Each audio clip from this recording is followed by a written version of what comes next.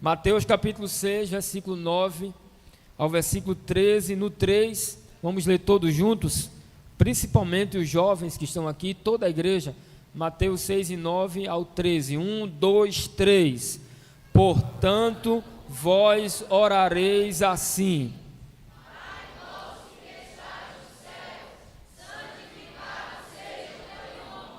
venha o teu reino, seja feita a tua vontade, tanto na terra como no céu. O pão nosso de cada dia dá-nos hoje, perdoa as nossas dívidas, assim como nós perdoamos aos nossos devedores. E não nos induzas à tentação, mas livra-nos do mal, porque teu é o reino e o poder e a glória para sempre. Amém. Quantos dizem amém pela palavra, irmãos? Amém. Meus irmãos, esta é uma das passagens mais citadas da Bíblia Sagrada. Esta é uma oração que é titulada de oração dominical. E dominical não relativo ao domingo. Dominical porque é a oração daquele que domina, é a oração daquele que tem o domínio, é a oração do Senhor. Esta oração, ela se tornou famosa pelo título que está nas primeiras palavras, que é Pai Nosso. Esta é a oração do Pai Nosso. A oração do Pai Nosso é a oração mais importante da história do cristianismo. Esta oração é a oração mais sublime de toda a história da igreja. É a oração por excelência. Diante de tantas adulterações que foram infiltradas, principalmente por classes religiosas entre os judeus, Jesus viu a necessidade, achou necessário dar novas instruções aos seus discípulos sobre a oração. Isso aconteceu conforme Lucas capítulo 11, quando Jesus estava orando, e a Bíblia diz que os discípulos viram Jesus orando, e ao verem Jesus orando, eles disseram: Senhor, assim como João ensinou os seus discípulos, ensina-nos a orar. Eles já oravam, mas o pedido ali era: ensina-nos a orar como o Senhor ora. Ensina-nos a praticar a oração da mesma forma que o Senhor pratica. E ao ouvir este pedido, Jesus apresenta para os discípulos a oração modelo, a oração padrão de toda a história da igreja. E os teólogos, os estudiosos dizem assim, tendo em vista a palavra que Jesus usa em Mateus capítulo 6, versículo 9, dizendo: portanto vós orareis assim. Orareis assim significa que esta é uma oração padrão, é uma oração modelo. Quem me entende, diga amém. Por assim dizer, o nosso Senhor assevera que quando se trata de dirigirmos a Deus as nossas orações, é mais ou menos assim que deveríamos fazer. E o que é admirável e extraordinário é que a oração do Pai Nosso, ela é uma oração que não sente falta de nada. Não falta nada na oração do Pai Nosso. Esta oração, ela abrange, ela cobre todos os pontos básicos da fé cristã.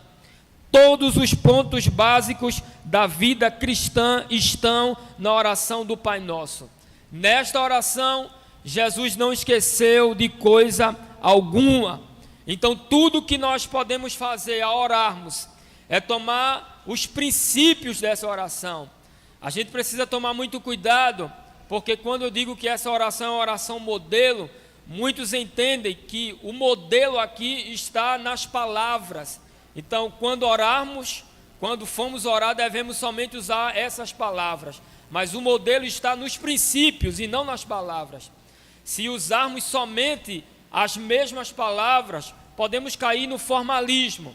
Mas o que Jesus quis dizer aqui é que nesta oração nós temos os princípios de uma oração que agrada a Deus. E o nosso dever é empregar esses princípios, é expandir esses princípios e é basear neles toda e qualquer petição. Diga comigo, a oração do Pai Nosso é a oração modelo.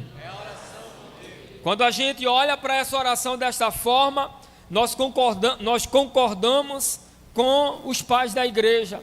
E eu gostaria de citar pelo menos 3, Agostinho e Martim Lutero. Eles afirmavam e diziam que não há nenhum texto na Bíblia tão maravilhoso quanto a oração do Pai Nosso. Tertuliano, ele dizia que na oração do Pai Nosso nós temos um resumo de todo o Evangelho. Ele dizia que esta oração é um dos marcos mundiais da história do cristianismo.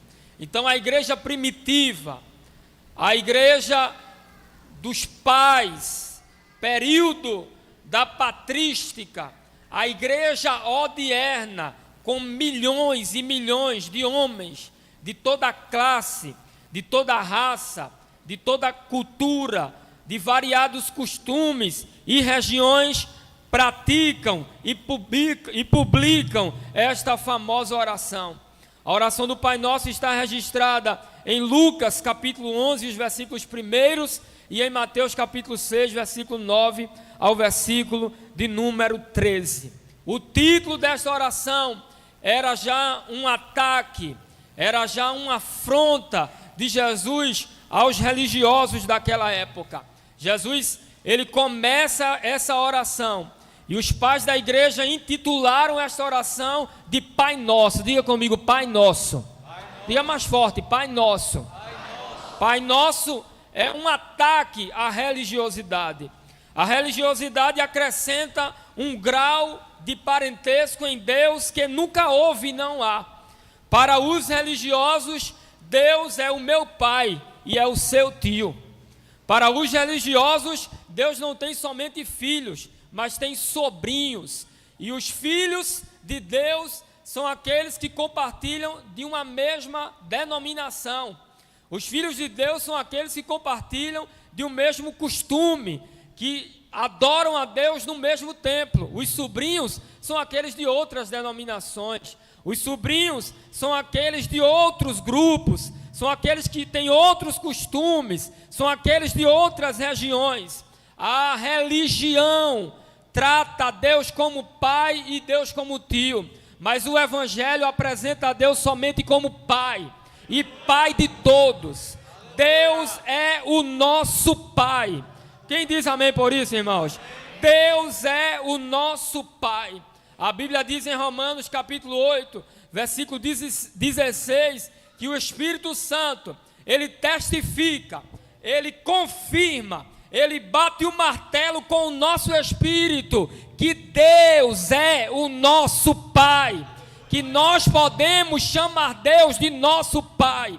Em Romanos 8:15, o versículo antes, o apóstolo Paulo diz que é pelo Espírito, pelo mesmo Espírito, nós podemos orar e clamar a Deus dizendo: Abba, Pai. Abba, Pai. E a expressão Abba, Pai é a junção de dois termos. O termo Ava, que em aramaico significa pai, e era um termo aramaico usado pelas crianças judias, os hebreus até hoje. Se você for lá em Israel, você vai encontrar as crianças usarem o termo aramaico Abba para se referir aos seus pais. É como uma criança tratar o seu pai dentro de casa, na intimidade, de uma forma carinhosa. E o Paulo diz que nós podemos olhar para Deus e dizer: olha, tu és o meu Abba, Pai, tu és o meu Pai, Pai, tu és o meu papai, tu és o meu painho, tu és o meu paizão. Dá para dar uma glória a Deus aqui por isso, irmãos?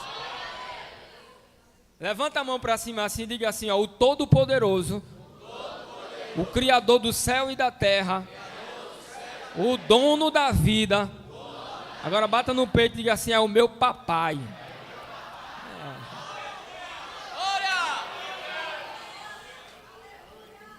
Deus é o nosso Pai. A maioria dos teólogos e até pais da igreja afirma que a oração do Pai Nosso, a oração modelo, ela apresenta pelo menos 6 coisas que nós devemos apresentar. 3 sobre Deus e 3 sobre nós. As 3 primeiras, como não poderia ser diferente, são sobre Deus. Faz um dó aí, são sobre Deus. Em primeiro lugar, Jesus disse que nós devemos orar dizendo: Pai nosso que estás nos céus, santificado seja o teu nome. Diga aí, santificado seja o teu nome. Em segundo lugar, Jesus disse que nós devemos orar dizendo: Pai nosso, venha o teu reino. Diga, venha o teu reino. Em terceiro, Jesus disse que nós devemos falar também sobre Deus, dizendo: seja feita a tua vontade. Diga aí, seja feita a tua vontade. Assim na terra, como no céu. A palavra está tão boa que estão soltando fogo aí.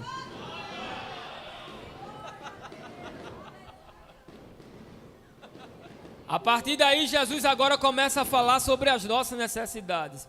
Ele disse: vocês devem orar primeiro falando de Deus e depois falem de vocês. Ele disse: o pão nosso de cada dia dá-nos hoje.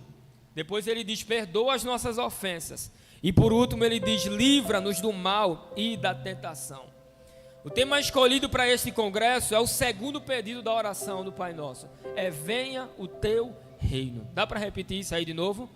Venha o teu reino. O que significa a expressão venha o teu reino?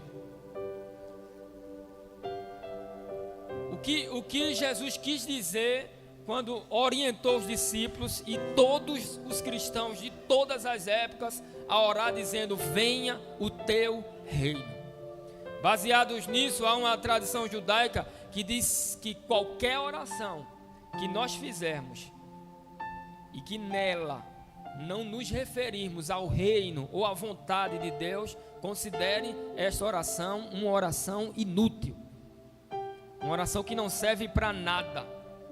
O reino de Deus é um dos temas mais importantes de toda a Bíblia Sagrada. Uma pena que uma boa parte de nós não está familiarizada com o verdadeiro conceito de reino de Deus. A maioria de nós não treme, a maioria de nós não sente impacto quando se fala de reino de Deus. E isso se dá porque nós não temos um conceito claro, o nosso conceito é pálido, o nosso conceito é seco sobre o reino de Deus. A forma como no Ocidente se fala de reino de Deus é muito diferente da forma como no Oriente se fala do reino de Deus. Isso se dá porque nós pensamos no reino influenciados pela mídia. Nós pensamos no reino influenciado pelos filmes, por Hollywood, pelas séries da Netflix, pelos contos de fada. Mas quando nós pensamos no reino de Deus, nós devemos pensar à luz da Bíblia Sagrada. E à luz da Bíblia Sagrada, nós devemos pensar no reino. À luz da Bíblia, nós devemos viver pelo reino, orar pelo reino, buscar o reino e meditar o reino. Em Mateus 6,33, olha aqui para mim, jovens, igreja do Senhor. Em Mateus 6,33, Jesus disse: buscai primeiro o quê? O reino de Deus. O que Jesus está dizendo é forte.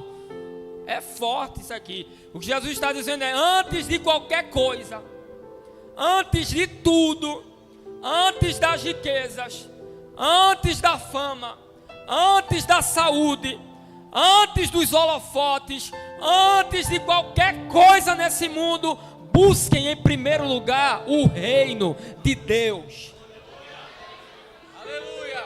Na oração do Pai Nosso ele disse: orem para que venha o teu reino. O reino de Deus é a principal mensagem da Bíblia. O reino de Deus é a mensagem do Novo Testamento. Às vezes alguns irmãos me criticam, né? Dizendo: mas rapaz, Tomás, tu pregasse essa mensagem em tal lugar e agora eu estou vendo que tu pregasse a mesma. Você não pode repetir uma mensagem. Eu quero dizer aos irmãos aqui que quem gostava de repetir mensagem era Jesus. Jesus repetia muita mensagem. A Bíblia diz que ele começou pregando lá na Galileia, e a mensagem era: arrependei-vos, pois está próximo o reino de Deus. É chegado a vós o reino de Deus. Ele saía, ia pelas cidades, entrava em Jericó, arrependei-vos. Está próximo, é chegado o reino de Deus. Entrava lá na aldeia de Betânia, arrependei-vos, o reino de Deus é chegado a vós. Entrava em cidades, percorria cidades, no meio da rua, no deserto, nos montes, nos vales, e a mensagem era a mesma: arrependei-vos, porque o reino de Deus é chegado a vós. João Batista pregava a mensagem do reino de Deus. O apóstolo Pedro, em Atos 2, na primeira mensagem dele, depois do Pentecoste, ele prega o reino de Deus. Ele diz aos homens: o mesmo Jesus que vocês mataram, prenderam e crucificaram, Deus o fez Senhor, Deus o fez Rei, Deus o fez Cristo. Aleluia!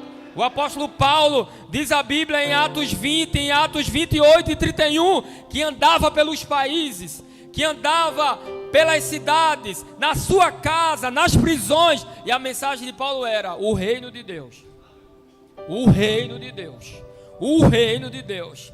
Em Atos capítulo 8, no grande avivamento que houve em Samaria, o que foi que Filipe pregou? O reino de Deus.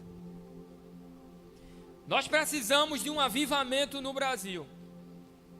Nós precisamos de um avivamento no Brasil. E talvez essa necessidade se dá porque nós estamos esquecendo de pregar sobre o reino de Deus.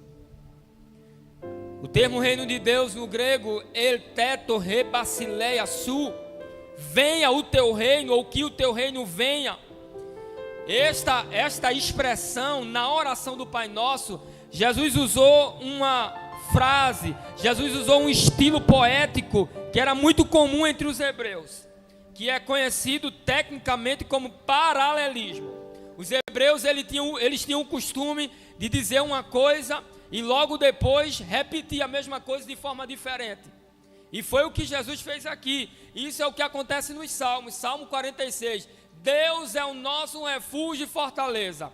A mesma coisa de forma diferente, ou explicando: socorro bem presente na angústia.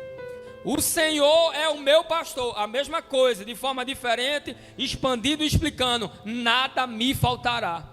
Jesus disse: venha o teu reino. A mesma coisa, explicando, expandindo, interpretando: que seja feita a tua vontade na terra, assim como ela é feita, no céu. O reino de Deus é o predomínio da vontade de Deus. O reino de Deus é algo que fala do governo de Deus, do domínio espiritual de Deus. A maioria de nós, quando pensamos em reinos, pensamos em territórios, pensamos em um palácio, pensamos em um trono, em alguém sentado com uma coroa, com súditos, em alguém com um cetro. Mas quando pensarmos no reino de Deus, devemos a princípio pensar no governo de Deus. Devemos pensar no domínio de Deus. Devemos pensar no comando de Deus, no controle de Deus. Olha aqui para mim, irmãos. Nunca será demais pensarmos na cruz, mas nós devemos voltar a pensar no reino. Tem alguém entendendo isso aqui? Nunca será demais falar da cruz, mas nós precisamos voltar a falar do reino. Sabe por quê? Porque se nós não tivermos Jesus como rei, não teremos ele como profeta e como sacerdote. Tem alguém entendendo isso aqui, irmão?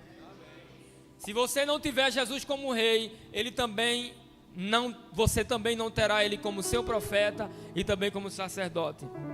Jesus como profeta é aquele que opera milagre. Jesus como profeta é aquele que fala a palavra de Deus, é aquele que revela a Deus. Jesus como sacerdote é aquele que ouve as nossas orações, é aquele que nos faz ter intimidade com Deus, ter paz com Deus. Jesus como rei é aquele que nos domina. Jesus como rei é aquele que nos controla. Jesus como rei é aquele que comanda a nossa vida, é aquele que dá direção e orientação à nossa vida. Jesus não está satisfeito em falar contigo. Jesus não está satisfeito somente em operar milagres na sua vida. Jesus não está satisfeito somente em te salvar. Ele quer dominar o teu ser.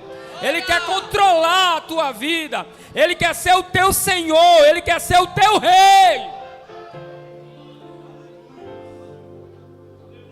Glória a Jesus. O reino de Deus aparece na Bíblia como um reino de poder, como o domínio de Deus. E alguém pensar assim, mas irmão Tomás, hoje em dia isso aí está muito difícil. Dificilmente Deus deve ter algum súdito aí, porque o povo não quer saber disso não. O povo só quer saber de milagre. O povo só quer saber de vitória. Ninguém quer ser mais controlado por Deus. Eu quero dizer aqui, deixar bem claro aqui, que se você não quiser ser dominado por Deus, se você não quiser que Deus te domine, se você não quiser Deus como rei, não tem problema. Não pense que Deus vai ficar sem ninguém para dominar. Não pense que Deus vai ficar sem nada para governar, sem nada para controlar. Se você não quiser que Deus te controle, a criação quer. Glória a Deus. Está entendendo isso aqui? A criação quer. Você diz, eu não quero. A criação diz, eu quero como meu rei. Eu quero o Senhor como o meu rei. Se o homem não quiser ser dominado por Deus, a criação diz, tu és o meu rei, Senhor. Se o homem não quiser ser dominado por Deus, a terra diz, domina, Senhor. Domina, domina, domina, me domina. A terra diz, me controla, Senhor. Sabe o que é que a terra, se falasse, diria para Deus? Tu és o meu rei. Se o Senhor quiser, o Senhor pode me balançar. Se o Senhor quiser, o Senhor pode parar a minha trajetória, como aconteceu lá com Josué. Josué estava na batalha, o dia estava acabando, e ele precisava que o dia aumentasse a sua duração, e ele orou, e na oração ele disse, sol te detém, lua para no teu lugar. Deus entendeu a oração. O que ele queria era que a terra parasse o seu movimento ao redor do sol na mesma hora. Depois que Josué orou, Jeová pegou a terra de um lado e do outro, segurou a terra, e a terra ficou parada, e Josué guerreando. A terra quieta, obedecendo a voz do rei. Josué batalhando. Quando a batalha terminou, a Jeová disse, pronto, terra, pode voltar a girar, pode voltar ao movimento. A terra disse, sim senhor, eu volto agora mesmo. Até hoje ela não parou.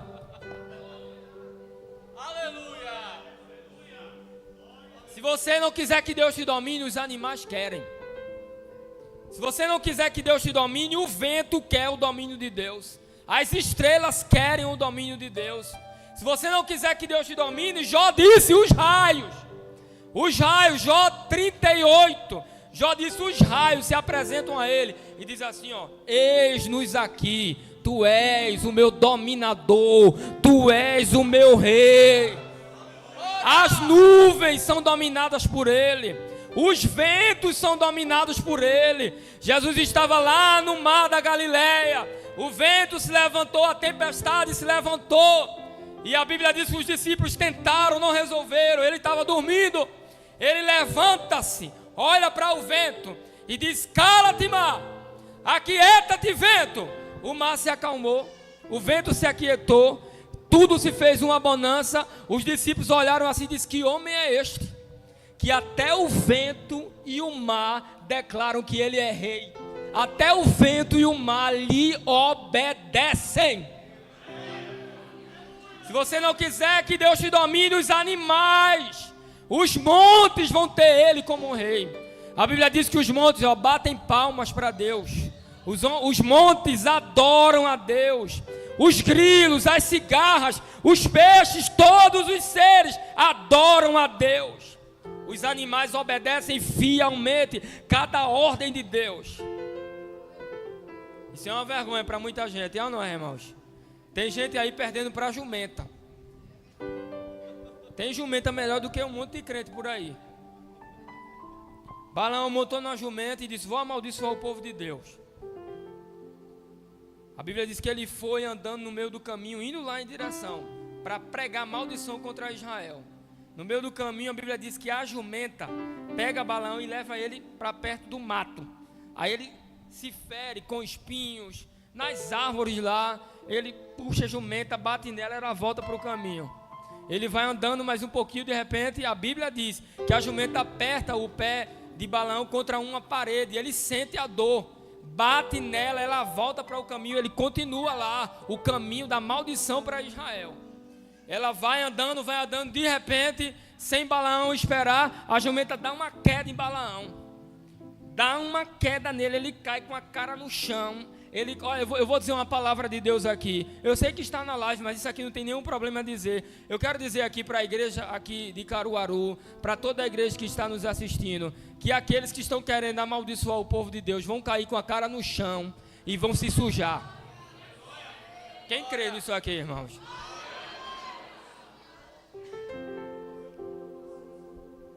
Glória a Deus. Ela caiu. Balaão caiu. Quando ele caiu, ele ficou com muita raiva dela. Ele pegou o cajado e agora ele que bateu mesmo. Bateu. Espancou a jumenta. Espancou tanto que Deus disse assim: jumenta, abra a boca. A jumenta: tu és o meu rei. Aí eu abro agora mesmo.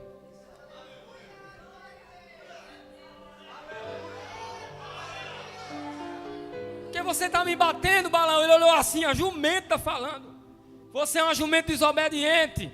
Você me levou para o mato, apertou meu pé contra a parede, me deu uma queda. Que jumenta tão desobediente? Eu não sou desobediente. Bota a carga aqui, eu carrego. Bota eu para o lado, eu vou. Manda eu parar, eu paro. Manda eu seguir em frente, eu vou. O que o Senhor manda eu fazer, eu faço. Eu sou obediente.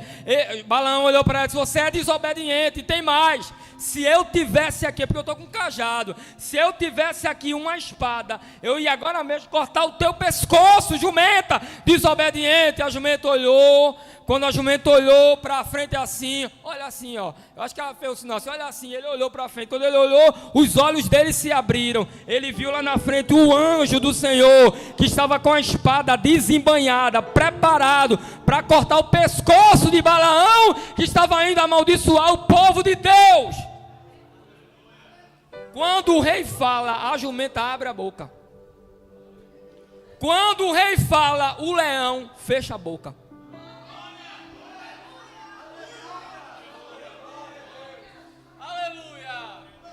A jumenta abre e o leão fecha. Daniel entrou lá na cova. Quando ele entra isso é muito lindo, é ou não é, irmãos? Isso é muito lindo, isso é humor. Isso é um humor de Deus. Quando Daniel entra na cova, que cai lá dentro, a Bíblia não diz que Deus livrou a Daniel. A Bíblia diz que Deus fechou a boca dos leões. E a palavra fechar ali no hebraico é amarrar. Provavelmente os leões abriram a boca para tragar Daniel. Quando eles abriram, a Jeová disse: fecha a boca e deixa o meu servo fiel aí. Fecha a boca, fecha a boca. A noite toda os leões não comeram e nem rugiram, porque obedeceram o rei. Obedeceram o rei. Obedeceram o rei. Aleluia! Se você não quiser Deus como rei, os animais querem. Os animais dizem: tu és o meu rei, Senhor. Tu és o meu Senhor. Se você não quiser que o Senhor seja o seu rei, se você não quiser que o Senhor seja o seu rei, tem um grupo chamado seres espirituais que não abrem mão dele como rei. Em Isaías capítulo de número 6, Isaías teve uma visão do trono. Ele disse: eu vi o Senhor assentado num lugar de rei, no trono, alto e sublime. E os serafins estavam lá, acima dele. Cada um tinha 6 asas, com 2 voavam, com 2 cobriam os pés, com 2 cobriam o rosto. E diziam uns para os outros ao redor lá do trono: Santo, Santo, Santo é o Senhor dos exércitos, e toda a terra está cheia da sua glória. Em Apocalipse capítulo número 4, veja aí, confira aí comigo, Apocalipse capítulo número 4, João teve uma visão, e nesta visão ele diz que foi arrebatado um espírito, e eis que um trono estava posto no céu, e um assentado sobre o trono, e o que estava assentado era na aparência semelhante à pedra de jaspe de sardônica, e o arco celeste estava ao redor do trono, e era semelhante à esmeralda, e ao redor do trono haviam 24 tronos, e vi assentados sobre os tronos 24 anciãos, vestidos de vestes brancas, e tinham sobre a cabeça coroas de ouro, e do trono saíam relâmpagos, e trovões, e vozes diante do trono, e lâmpadas de fogo ardiam, que são os 7 Espíritos de Deus. E havia diante do trono como um mar de vidro semelhante ao cristal, e no meio e ao redor 4 animais cheios de olhos, por diante e por detrás. O primeiro era semelhante a um leão, o segundo um bezerro, o terceiro de homem, o quarto de águia. Os 4 animais tinham cada um respectivamente 6 asas, e ao redor e por dentro estavam cheios de olhos, e não descansam, olha aí, não descansam, não param, nem de dia, nem de noite, nem de dia e nem de noite, 24 horas, dizendo: Santo, Santo, Santo é o Senhor Deus, o Todo-Poderoso, que era e que é e que há de vir. E quando os animais davam glória e honra e ações de graça, os que estavam assentados sobre o trono, ao que estava sentado sobre o trono, os 24 anciãos se prostravam diante dele e diziam a ele: digno és, Senhor, de receber glória, de receber glória, de receber honra e poder, porque tu criaste todas as coisas, e por tua vontade, pelo teu reino, são e foram criadas. Aleluia! Era marrachéria.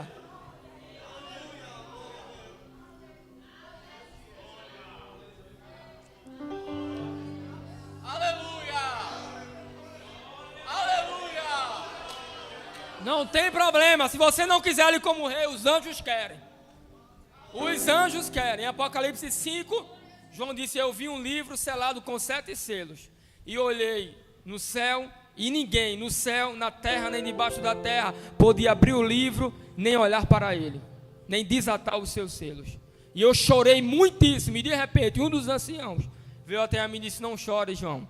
Olha o que os anjos dizem: eis aqui o leão, o rei da tribo de Judá, a raiz de Davi, que venceu para abrir o livro e desatar os seus 7 selos. Em Apocalipse 5:11, João diz: e olhei e ouvi a voz de muitos anjos ao redor do trono, e dos animais e dos anciãos, e era o número deles milhões de milhões e milhares de milhares, milhões de milhões e milhares de milhares, que com grande voz diziam: digno é o Cordeiro que foi morto de receber o poder e riquezas e sabedoria e força e honra e glória e ações de graça. E ouvia toda criatura que está no céu e na terra e debaixo da terra e no mar dizer ao que está sentado sobre o trono e ao Cordeiro sejam dadas ações de graça e honra e poder para todo sempre.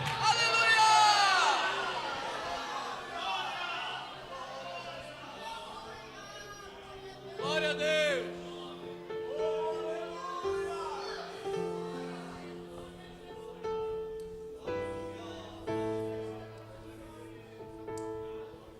Dá para levantar uma mão assim?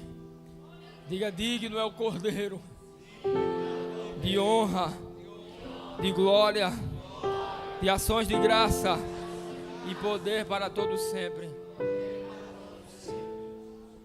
Glória a Deus! Aleluia!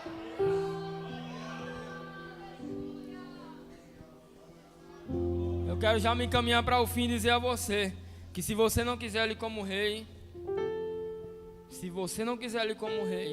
Glória! ele tem os seus remanescentes, súditos remanescentes. Estes são homens e mulheres que um dia estavam no império das trevas, conforme Colossenses 1:13, eram dominados pelas trevas, eram dominados pelo Deus desse século, que é o diabo, segundo aos Coríntios 4:4. Eram dominados pelo príncipe deste mundo, João capítulo 14, versículo 30. Um reino que aprisiona, um reino que prende, um reino que oprime, um reino que mata, um reino que se opõe a Deus. Mas tem pessoas que um dia estavam lá, mas decidiram abrir o coração para o Rei dos Reis entrar.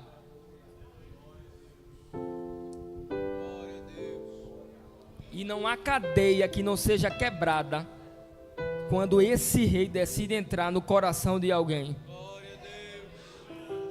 Se você não quiser, Deus tem os seus remanescentes. E essa foi uma palavra que me consolou nesta madrugada.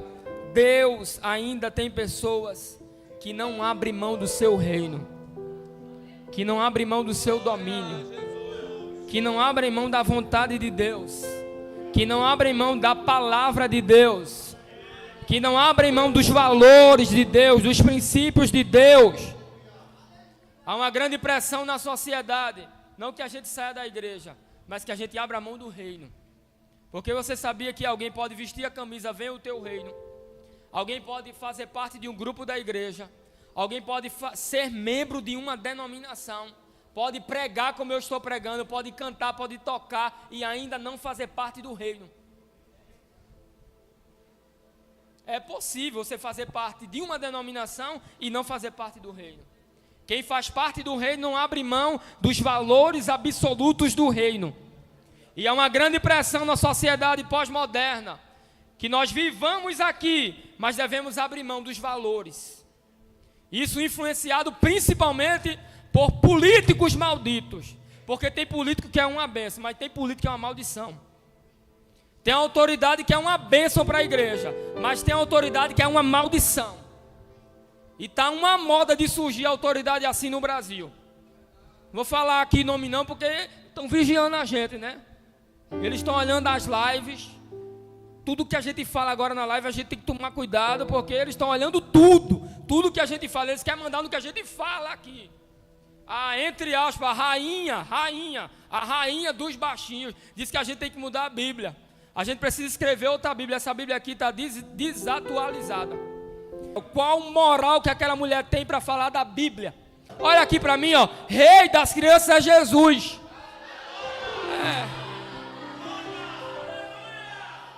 Nos dias do Império Romano, quando Jesus veio, as crianças eram tratadas como um animal. Os pais tinham direito de até 10 anos escolher se ficavam ou não com a criança. Se fosse menino era pior, podia jogar de um precipício. Jesus veio, as crianças vinham até ele, os pais traziam as crianças, os discípulos, influenciados pela moda da época, tentaram afastar. Jesus disse: sai da frente, discípulo, deixa as crianças vir a mim, porque das tais é o reino.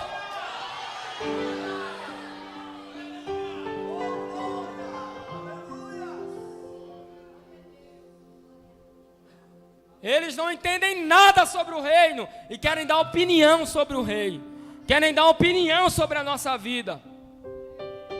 E geralmente eles se empolgam em períodos assim de festas.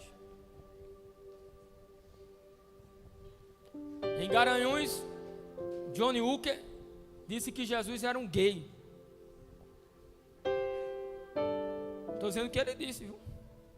Disse que Jesus era um travesti. Na Netflix, a série Porta dos Fundos diz que Jesus era um prostituto, um homem que vive em casa de prostituições. Há teólogos aí liberal é só um apelido, mas são mesmo desviados, que dizem que Jesus era tão prostituto que vivia, eu não estou bravo não, irmão, é porque eu falo assim mesmo, que Jesus, ele vivia e tinha conversas eróticas com Maria Madalena e com a mulher samaritana. Lá na Sapucaí apresentaram Jesus como um rei menor do que o diabo. Porque o diabo é um rei, Jesus é um rei menor. Foi lá no desfile da escola de samba, um rei que apanha de Satanás. No desfile, Jesus apanhava, levava cacete lá do diabo, o sangue escorria porque o diabo estava batendo em Jesus. Esse não é o nosso rei. O nosso rei é o que está na Bíblia Sagrada. Jesus não é gay, Jesus não é travesti. É algo assim tão lógico, mas tem que ser dito agora nesses dias. É o óbvio, é dizer que 2 mais 2 é 4, mas tem que dizer: Jesus não é gay, Jesus não é travesti, Jesus não é prostituto, Jesus não é desonesto, Jesus não apanha de Satanás, Jesus é um maravilhoso conselheiro, Jesus é o Deus forte, Jesus é o Pai da eternidade. Jesus é o príncipe da paz. Jesus é o leão da tribo de Judá. Jesus é o caminho. Jesus é a verdade. Jesus é a vida. Jesus é a luz. Jesus é o pão. Jesus é a videira. Jesus é a ressurreição. Jesus é a vida.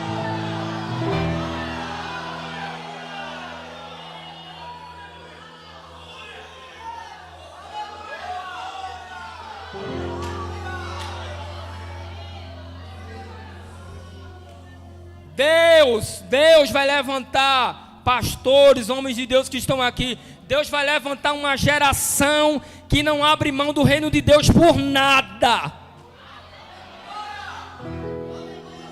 E eu quero crer que começa hoje aqui em Caruaru. Eu quero crer. Eu estava ontem de madrugada dizendo: Senhor, faz outra vez, Senhor. Levanta uma geração que não abre mão dos valores, uma geração que não abre mão dos princípios, uma geração que não abre mão do reino. Eles estão criando leis aí. O aborto é legal, a geração do reino, o aborto é um assassinato. Eles estão criando leis aí, consuma maconha até certa quantidade. A geração do reino diz: não quero maconha, não quero cocaína, não quero crack, não quero cachaça, não quero cerveja, não preciso disso.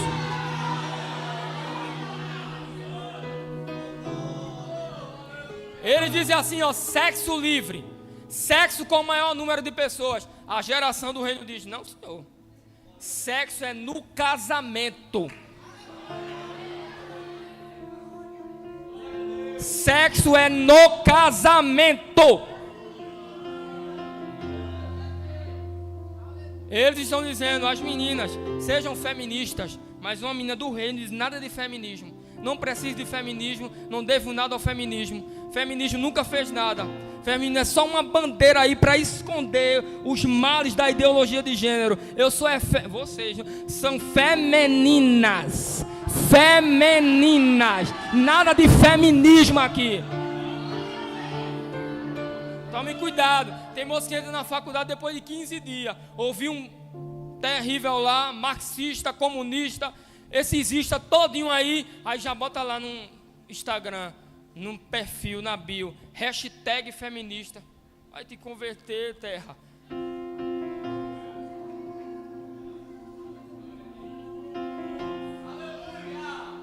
Quem anda pelo feminismo está descendo. Quem anda pela Bíblia está subindo. Quem anda pelo feminismo está voltando. Quem anda pela Bíblia está indo avante, está indo em frente. É caminhos contrários.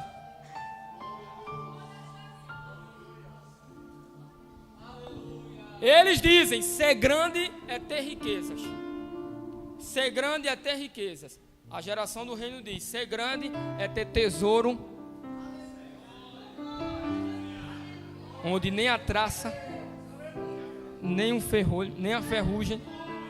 E lá no céu, ladrão nenhum entra para roubar o tesouro que eu tenho guardado lá. Eles dizem: sinal de espiritualidade é sinais. Sinal de espiritualidade é maravilhas. Sinal de espiritualidade é o pra, é correr, é pular, é marchar, corta laço. A geração do reino diz: não, sinal de espiritualidade, isso aí é tudo bom. Pode até ser bom, mas sinal de espiritualidade é ter o nome escrito no livro da vida. Os discípulos chegaram para Jesus e disseram: Senhor, é muito bom fazer a tua obra. A gente está aqui tudo pulando de alegria. O que foi? A gente colocou a mão, o demônio saiu. O enfermo estava lá, a gente colocou a mão, ele foi curado. É muita maravilha, muita obra. Jesus olhou: não se alegre por isso. Isso é uma alegria sim, mas não se alegre por isso. Alegrem-se, porque o nome de vocês está escrito. Está escrito.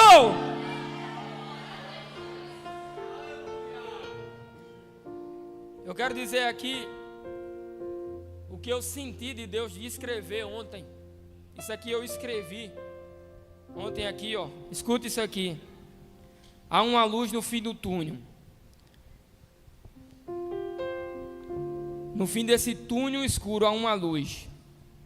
Os dias estão dificílimos, muito difíceis. Mas a graça e a unção que Deus vai derramar nestes últimos dias vai ser algo tão poderoso.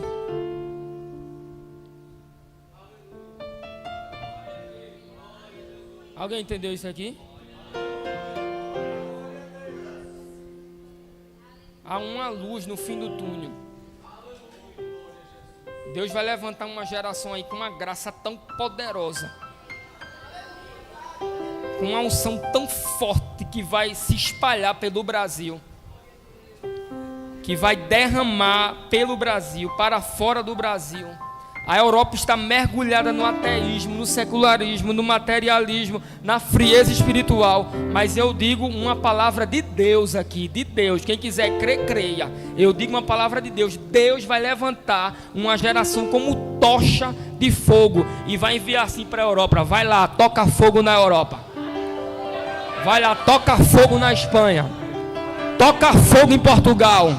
Toca fogo na Inglaterra. Toca fogo na Noruega. Toca fogo na Holanda. A glória de Deus vai mudar a nossa história. A glória de Deus vai preencher o coração daqueles que querem Ele como Rei. Deus fará outra vez. Assim diz o Senhor aqui esta noite para a igreja: eu farei outra vez. Eu vou levantar de novo. Eu vou encher de novo. Eu vou derramar novamente a minha graça.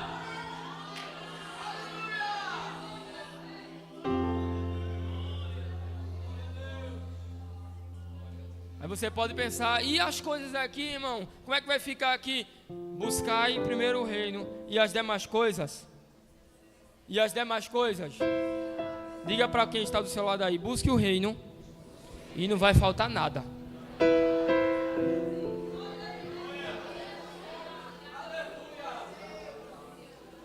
Eu vi o testemunho de uma menina lá de Bonança.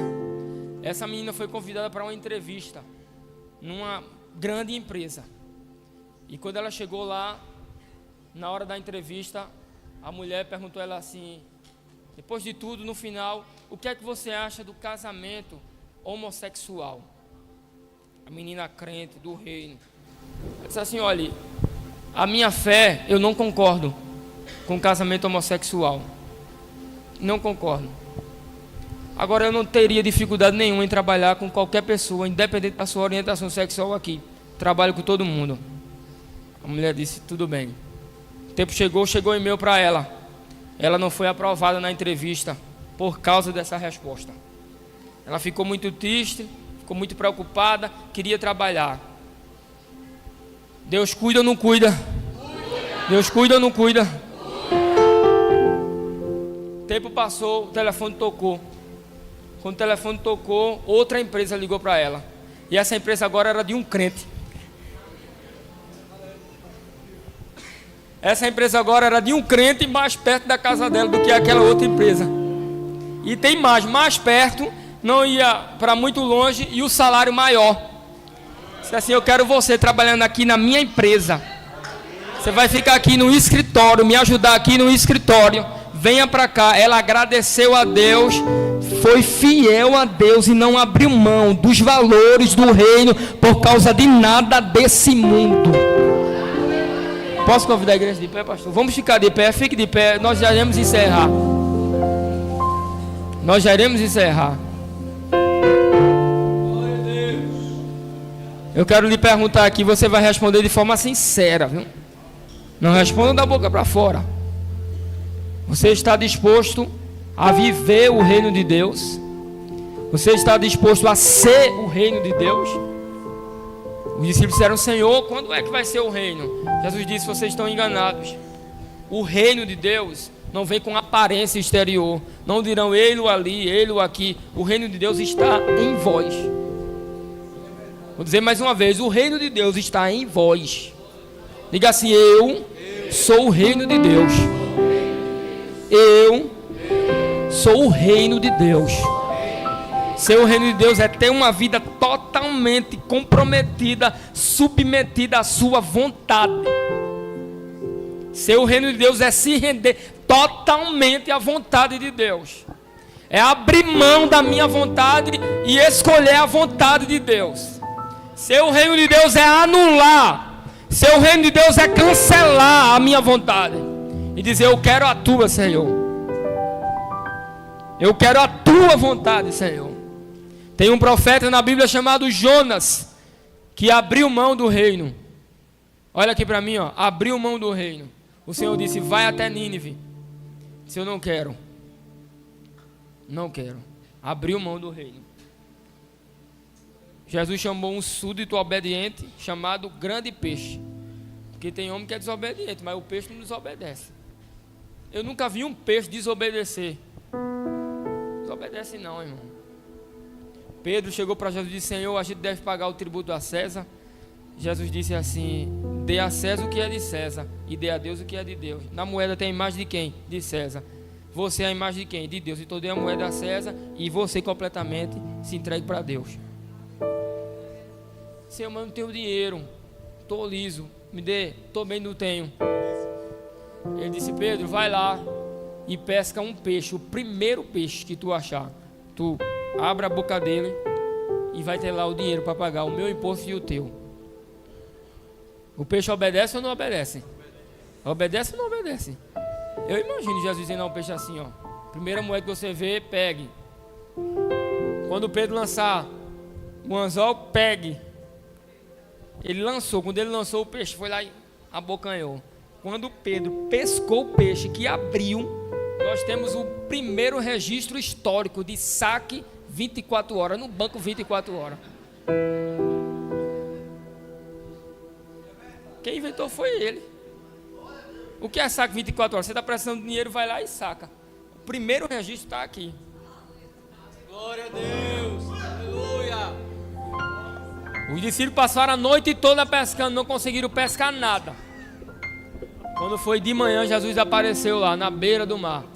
Quando Jesus aparece, Jesus disse a eles assim, ó, lancem a rede à direita. À direita. Glória a Deus. Estou dizendo nada aqui, irmão.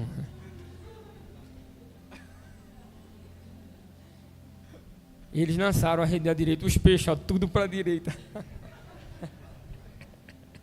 Eita, peixe bom. Tudo para a direita. Pescaram uma grande quantidade de peixes naquele dia. E essa pesca foi chamada de pesca milagrosa. Em Jonas, quando Jonas estava no fundo. Porque tem gente que pensa que quando Jonas caiu o peixe já estava lá. Não, Senhor. Jonas foi para o fundo do mar. Lá no fundo do mar, o Senhor chamou o peixe e disse, vá lá e pegue Jonas. Ele foi lá e pegou Jonas dentro do peixe. Porque tem gente que só se decide se render ao rei, ao reino, dentro do peixe. Dentro do peixe, Jonas disse, Senhor, eu te adoro, Senhor. Tu és o meu rei. Eu quero a tua vontade. Eu quero o que tu queres para mim.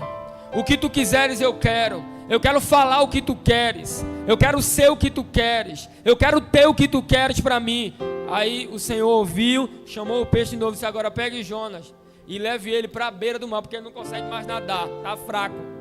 E o peixe, ó, nadou, do jeito que Deus disse. Foi até a beira do mar. Quando chegou na beira do mar, ele jogou Jonas para fora. Jonas caiu em terra. Em terra, Jeová disse assim, Jonas, vai a Nínive.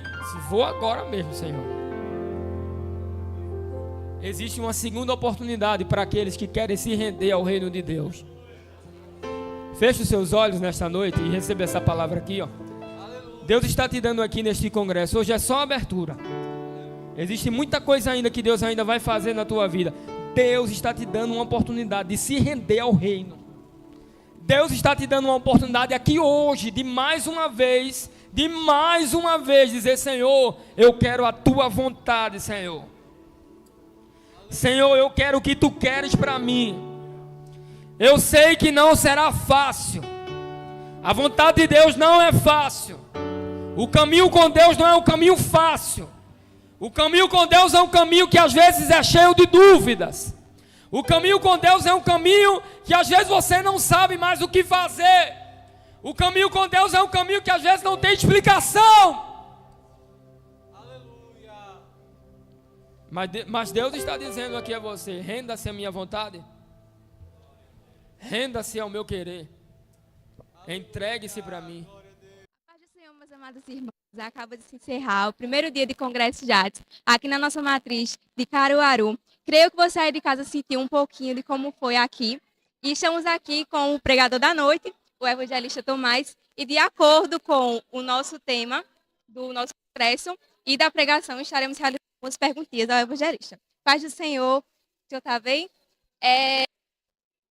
Como a frase "venha ao teu reino" se relaciona com os ensinamentos bíblicos sobre o reino de Deus? Amém. Meus irmãos, a paz do Senhor, que alegria poder estar aqui participando do congresso aqui, dessa juventude animada aqui de Caruaru. Nós aprendemos hoje aqui sobre "venha o teu reino". Este foi o tema escolhido aqui para este congresso. E nós vimos aqui que o reino de Deus ele é um dos temas mais importantes de toda a Bíblia. E basicamente o reino de Deus é o predomínio da vontade de Deus. O reino de Deus é o governo de Deus, é o comando de Deus, é o controle de Deus. E nós vimos aqui que é uma necessidade real e importantíssima de cada um de nós. Como disse Jesus, buscar primeiro o reino e orar, venha o teu reino. Então, que todos vocês que estão assistindo aí agora, que vão ver essa entrevista, orem, venha o teu reino, vivam o reino de Deus, façam a vontade de Deus, assim como os anjos lá no céu fazem também a vontade de Deus. Verdade. De que maneira a mensagem "venha ao teu reino" influencia a prática da fé cristã no dia a dia? A mensagem "venha o teu reino", ela influencia na vida cristã no dia a dia, à medida que a gente se submete à vontade de Deus. Aqueles que se submetem à vontade de Deus, eles estão cumprindo a mensagem "venha o teu reino". Quando eu me coloco à disposição de fazer aquilo que Deus quer, de falar aquilo que Deus quer, de viver aquilo que Deus quer, de querer para a minha vida aquilo que Deus também quer, isso aí de forma prática, no dia a dia. Então a gente deve pensar sempre no reino, submeter nossa vida à vontade de Deus, porque só assim nós iremos ter no dia a dia a mensagem "venha o teu reino" em prática mesmo. Como a gente vê na vida de vários homens e mulheres de Deus na Bíblia Sagrada e hoje em dia também. São pessoas que vivem os valores do reino, que se submetem aos princípios do reino, os princípios éticos, os valores absolutos do reino de Deus. E nós vimos aqui que quem é do reino não é feminista, quem é do reino não é a favor de drogas, quem é do reino não é a favor de aborto, quem é do reino não é a favor de uma sexualidade desregrada, uma sexualidade livre. Quem é do reino, ele vive os valores do reino de Deus. É assim que nós devemos colocar em prática a mensagem "venha o teu reino". Amém. De acordo com a pregação nessa noite, deixe uma mensagem para o pessoal que está assistindo essa transmissão. Amém. Os irmãos que estão aqui nos assistindo e que estão aí nos acompanhando, a mensagem que eu digo a você é que você venha amanhã. Amanhã nós teremos aqui o segundo dia do congresso. Hoje foi bom, amanhã vai ser melhor. Amanhã vai ser melhor ainda. Então venha para cá, venha ver a glória de Deus, venha adorar o rei do nosso reino, o rei dos reis, o Senhor Jesus vai estar aqui. Então venha para cá para que você aprenda sobre o reino, aprenda sobre Deus e assim você viver uma vida cristã de acordo com a vontade de Deus. Amém. Muito obrigada, meu evangelista. E você aí de casa, siga o conselho dele e venha amanhã para o nosso congresso, segundo dia. Esperamos você. Ore, divulgue e participe, que amanhã será uma bênção.